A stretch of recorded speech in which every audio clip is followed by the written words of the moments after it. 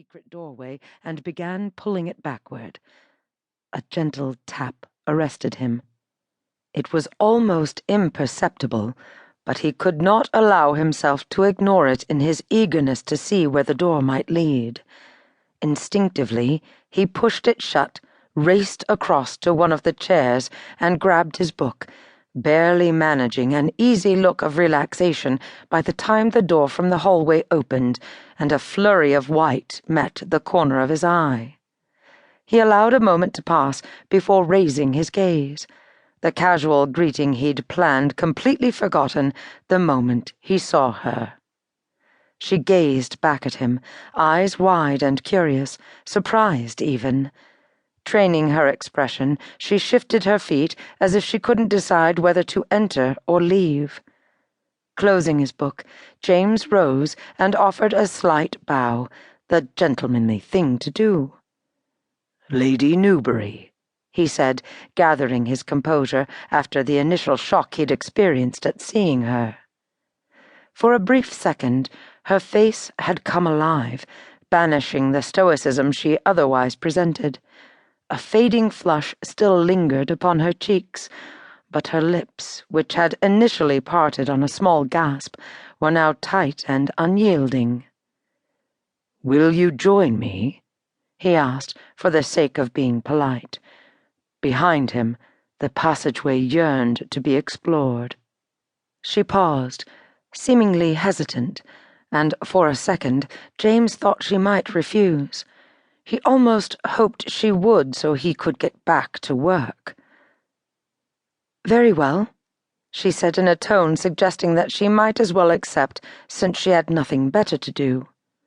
With a sigh, James set aside his hope of immediate adventure and gestured toward the chair that stood adjacent to his own. "I'm sorry to disturb you," she said as she took her seat.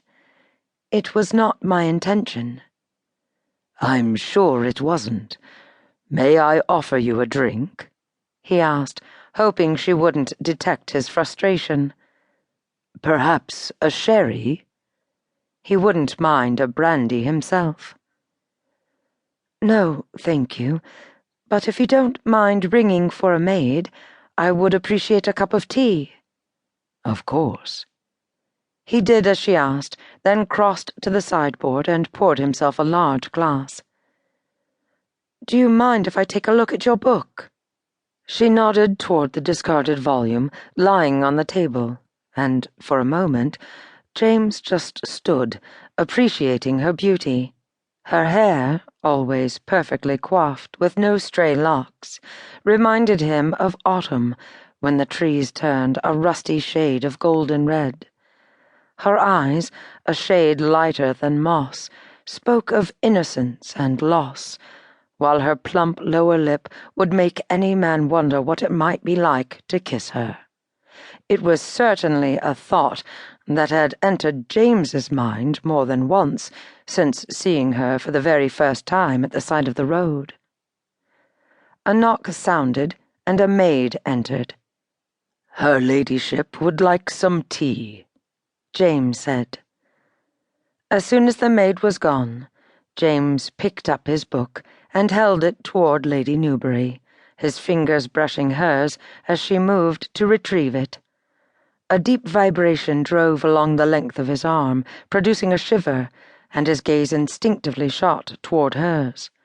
Her eyes, those lovely green eyes, were alive with emotion, a sense of confusion at war with something else that he couldn't quite define. Despair, perhaps? Before he could analyze it further, she tugged the book away from him and sat back.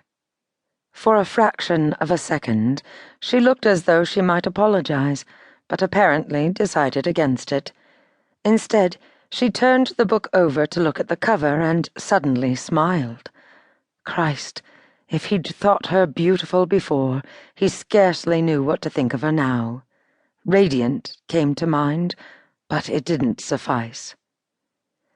"It looks as though I'm not the only one who enjoys adventure stories," she said, halting his search for a perfect adjective. He took a deep breath and expelled it again.